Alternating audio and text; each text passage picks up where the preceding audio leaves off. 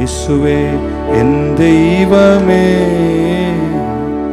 என்மேல் மனமிரங்கும். நான் பாவம் செய்தேன், உம்மை நோக செய்தேன், உம்மை தேடாமல் வாழ்ந்து வந்தேன்.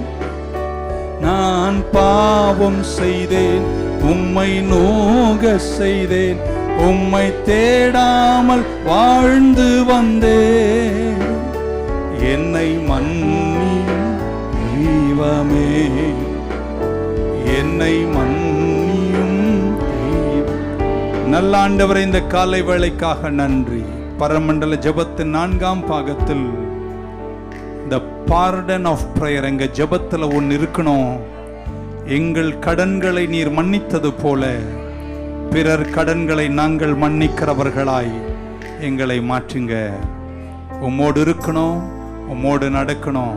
கட்டுகளில் நாங்கள் வாழக்கூடாது, சிந்தனையின் சிறையிருப்புகள் இருக்கக்கூடாதுப்பா.